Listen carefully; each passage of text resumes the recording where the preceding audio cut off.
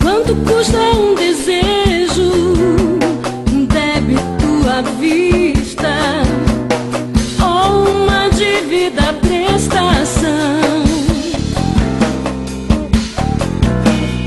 Quanto vale a liberdade, todo o meu trabalho? Quanto vale o meu trabalho?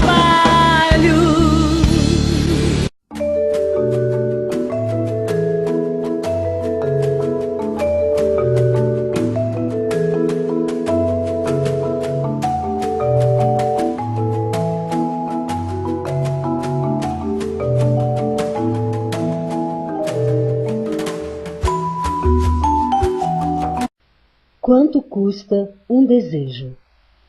Quanto custa? Quanto?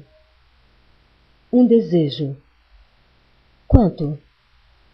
Diante dos seres inanimados ou animados ou ideias, somos mobilizados pela afetividade, visto que podem produzir atração ou aversão, acarretando este processo a configuração de um determinado valor, axios, em grego.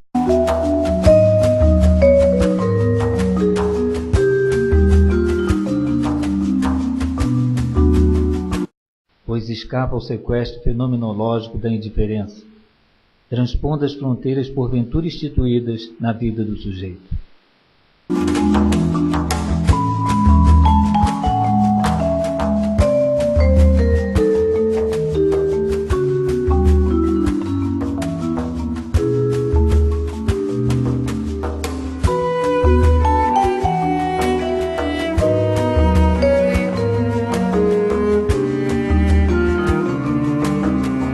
No entanto, mais do que um valor econômico que a expressão seguinte pode sugerir, um débito à vista ou uma dívida à prestação, tal questionamento alcança o nicho da axiologia, ou teoria dos valores, que se ocupa das relações que se estabelecem entre os seres e o sujeito que os aprecia.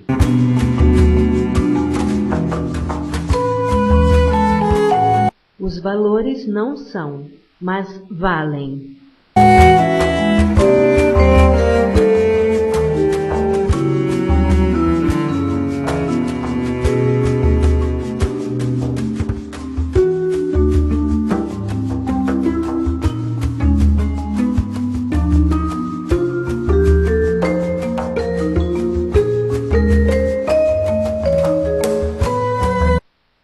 Se a cultura, conjunto de símbolos elaborados por um povo em um determinado tempo e lugar, é, em suma, um sistema de significados em permanente gestação, cuja origem e completude, como instrumento de transformação da natureza e intermediação humana, assinala a distinção em grau entre o homem e o animal, de modo que funciona como lugar de ruptura entre estes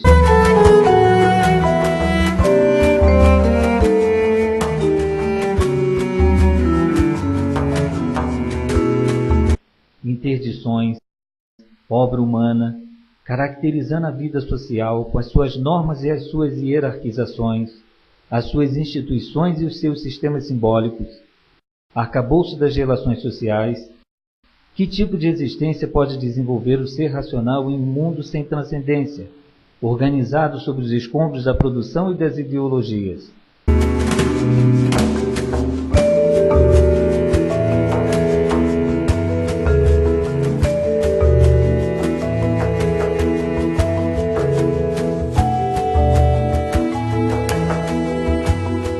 Regulado pela reprodução e governado pelos simulacros.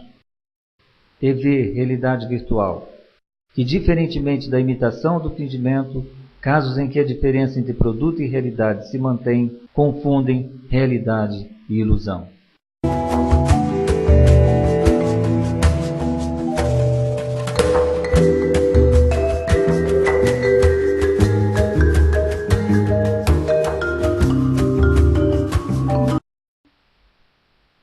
A transformação dos seres do desejo em seres da necessidade.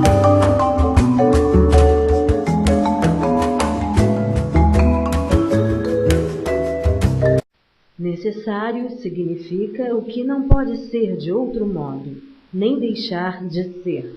Eis a consequência do niilismo, reação do movimento anti-utópico que manifestou-se no século XX através de personalidades como Aldous Huxley,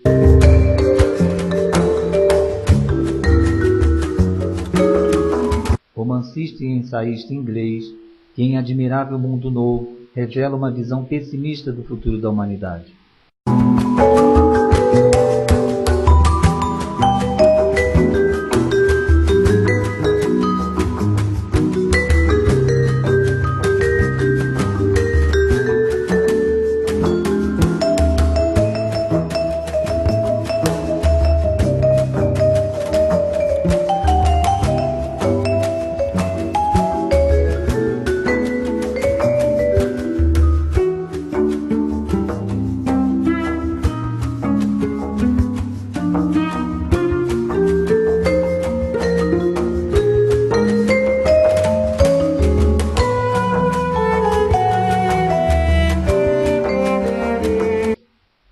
E A.G. Wells.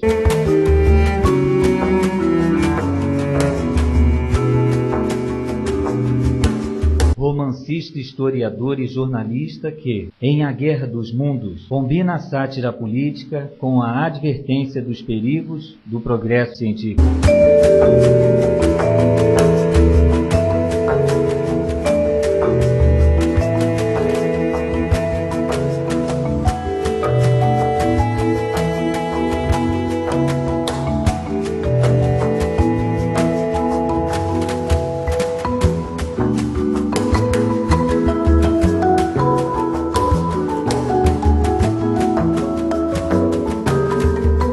Opondo-se à contingência, característica de tudo o que é concebido como podendo ser ou não ser de um modo ou de outro. O fenômeno da necessidade tem relação com o princípio do determinismo, pressuposto que, se não o desconstrói, relativiza o conceito de liberdade, justificando então a pergunta do verso posterior: quanto vale a liberdade?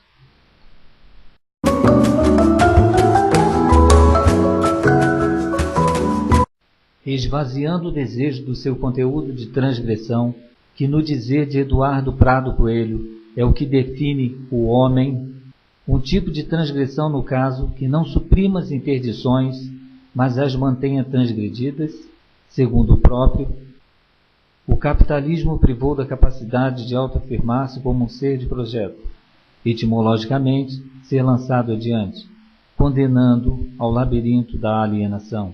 Segundo a concepção do filósofo alemão Herbert Marcuse, nas sociedades capitalistas avançadas, as pulsões humanas são recalcadas por um princípio de realidade, deturpado em princípio de rendimento, de produtividade acrescida, as exigências da sociedade de abundância, em que a produção já não serve apenas para satisfazer as necessidades elementares, e em que o liberalismo pretende racionalizar-se, suscitam necessidades artificiais, engendram frustração e falsa satisfação. Geradora de bem-estar e democrática, a sociedade industrial avançada deturpou o potencial revolucionário da libido.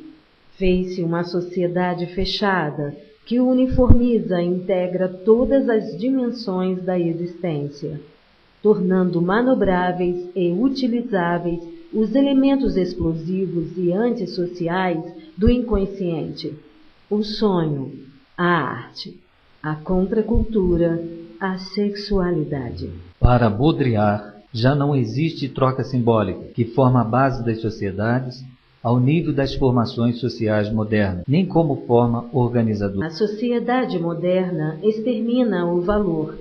A lei do valor adquiriu um caráter irreversível. Já não é a mensagem que o objeto veiculava, o seu valor de troca. E o que se interpõe, então, senão a sedução, que, de acordo com a perspectiva baudrillardiana, com seus rituais ambíguos, opõe-se ao conceito de sexual, este associado à produção, a eternidade da sedução.